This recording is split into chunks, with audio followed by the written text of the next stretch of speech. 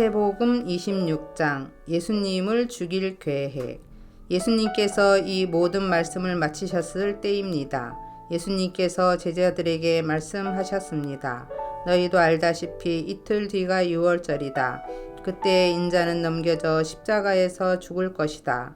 그때 대제사장들과 장로들이 가야바라고 하는 대제사장 공간에 모였습니다. 그들은 조용히 예수님을 잡아 죽일 계획을 세웠습니다. 그러나 그들은 명절 기간에는 안 돼. 사람들 사이에 폭동이 일어날 수 있으니까 라고 말했습니다. 예수님께 향유를 부은 여자. 예수님께서 베다니에서 문둥병에 걸렸던 시몬의 집에 계셨을 때입니다. 한 여자가 비싼 향유 한 병을 가지고 와 식사하고 계시는 예수님의 머리에 이 향유를 부었습니다. 이 광경을 본 제자들이 화를 냈습니다. 왜 이 값비싼 향유를 낭비하는 것이요? 그것을 비싼 값에 팔아서 가난한 사람들에게 줄 수도 있었을 텐데. 예수님께서 이것을 아시고 말씀하셨습니다. 왜 이 여자를 괴롭히느냐? 그는 나에게 좋은 일을 하였다. 가난한 사람들은 항상 너희 가운데 있을 것이다. 그러나 나는 너희와 항상 함께 있지 않을 것이다. 이 여자는 내 몸에 향유를 부어 내 장례를 준비한 것이다. 내가 진정으로 너희에게 말한다. 온 세상에 복음이 전해지는 곳마다 이 여자가 한 일도 전해져 그를 기억할 것이다. 유다의 배반. 그때 12 제자 가운데 한 명인 가룟 출신의 유다가 대제사장들에게 갔습니다. 가룟 유다가 말했습니다. 내가 예수를 당신들에게 넘기면 나에게 얼마를 주겠소? 제사장들은 유다에게 은 30개를 주었습니다. 그 후로부터 유다는 예수님을 넘길 계획을 노렸습니다. 유월절 음식을 나누심. 무교절의 첫 번째 날에 제자들이 예수님께 와서 말했습니다. 유월절 음식을 어디에다 준비할까요?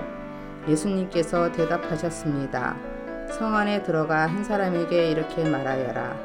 선생님께서 때가 가까웠으니 당신 집에서 제자들과 함께 유월절을 보내겠다고 말씀하십니다.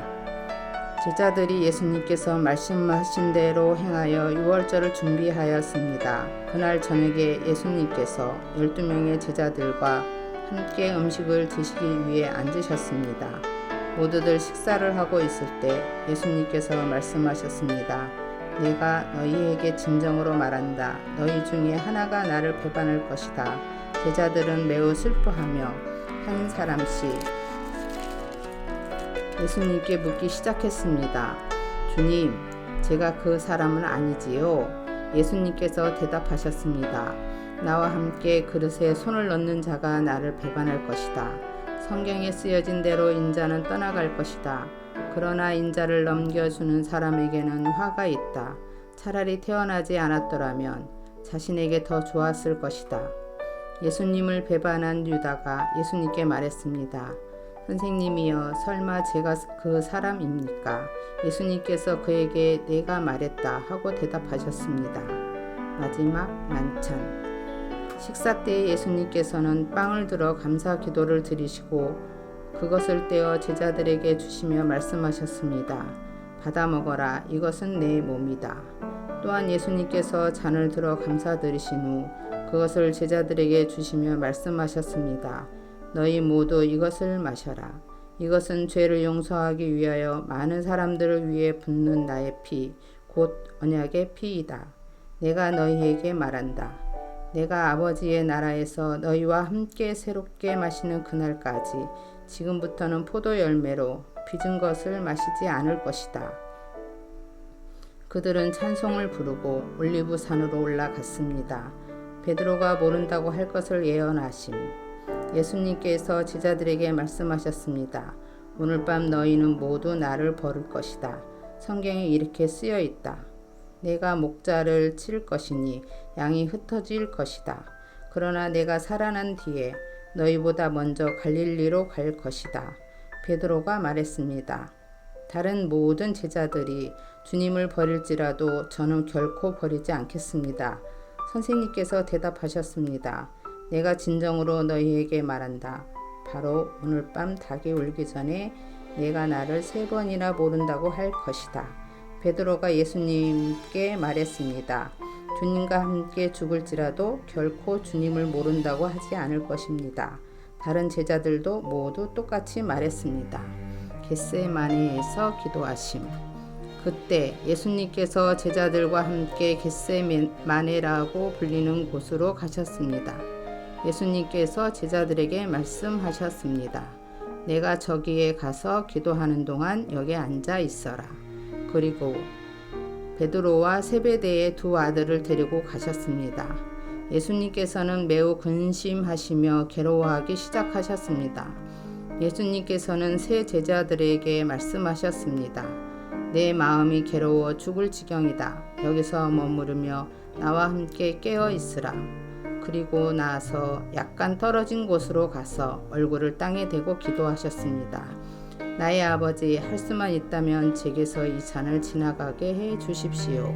그러나 내 뜻대로 하지 마시고 아버지의 뜻대로 하시기를 원합니다.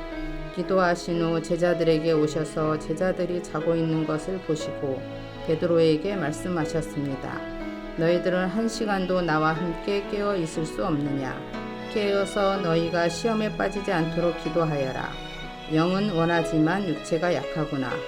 예수님께서 다시 가셔서 2번째 기도를 하셨습니다.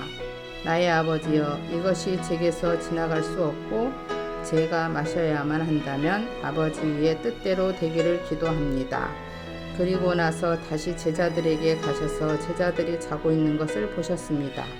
그들은 너무 졸렸던 것입니다. 그래서 예수님께서는 제자들을 놔두고 다시 3번째를 기도하셨습니다. 예수님께서는 같은 기도를 1번 더 하셨습니다. 그 다음에 예수님께서 제자들에게 돌아오셔서 말씀하셨습니다. 아직도 자고 있고 쉬고 있느냐? 보아라, 때가 가까웠다. 인자가 죄인들의 손에 넘겨진다. 일어나라, 가자. 나를 배반한 사람이 가까이 오고 있다. 예수님께서 잡히심. 예수님께서 말씀하시는 동안 12제자 가운데 하나인 유다가 왔습니다. 대제사장과 백성들의 장로들이 보낸 많은 사람들이 칼과 몽둥이를 들고 유다와 함께 왔습니다. 예수님을 배반한 유다가 이들에게 내가 입맞추는 사람이 바로 그 사람입니다. 그를 잡으시오 라며 신호를 정해 주었습니다. 곧바로 유다는 예수님께 가서 말했습니다. 선생님 안녕하십니까? 그러면서 입을 맞추었습니다. 예수님께서 친구여 무엇하러 여기에 왔느냐 하고 묻자 사람들이 와서 예수님을 붙잡았습니다. 그러자 예수님과 함께 있던 제자 중 한 사람이 칼을 뽑았습니다. 그리고 대제사장의 종에게 칼을 휘둘러 그 종의 귀를 잘랐습니다. 예수님께서 그에게 말씀하셨습니다. 칼을 도로 제자리에 꽂아라. 칼을 쓰는 사람은 칼로 죽을 것이다. 너는 내가 내 아버지께 말씀드리면 즉시 12군단도 넘는 천사들을 보내주실 것을 생각하지 못하느냐. 그러나 만일 그렇게 하면 이 일이 반드시 일어난다고 한 성경 말씀이 어떻게 이루어지겠느냐. 그리고 나서 예수님께서 사람들에게 말씀하셨습니다. 너희는 마치 강도를 잡을 것처럼 칼과 몽둥이를 가지고 왔구나. 내가 성전에 앉아 매일 가르쳤지만 너희는 나를 잡지 않았다. 이 모든 것은 예언자의 글을 이루기 위한 일어난 것이다. 그때 모든 제자들이 예수님을 버리고 도망갔습니다. 대제사장 앞에 서신 예수님. 예수님을 잡은 사람들이 예수님을 대제사장 가야바에게로 끌고 갔습니다. 거기에는 율법 학자들과 장로들이 모여 있었습니다.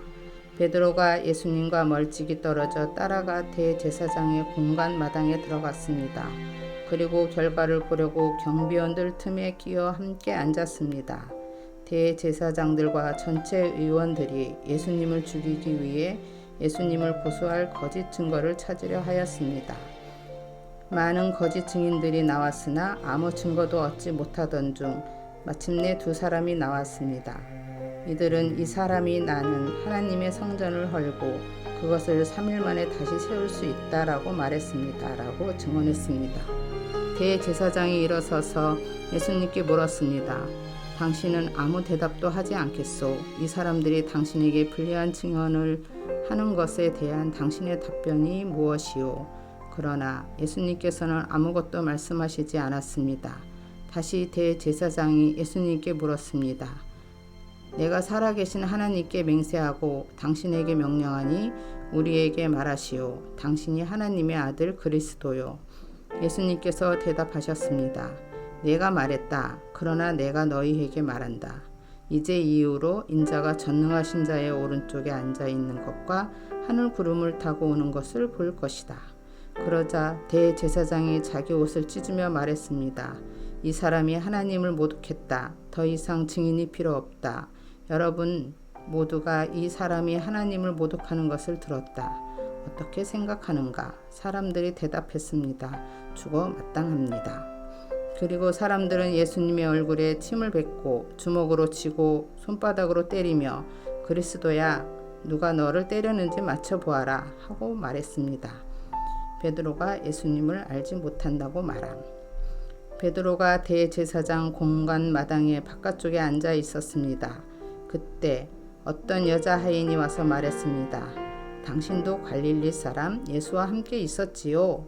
그러자 베드로는 당신이 무슨 말을 하는지 모르겠소 라며 모든 사람들 앞에서 그렇지 않다고 말했습니다. 베드로가 대문에 있는 데로 나가자 다른 여자 하인이 거기 있던 사람들에게 말했습니다. 이 사람은 나사렛 예수와 함께 있던 사람이에요.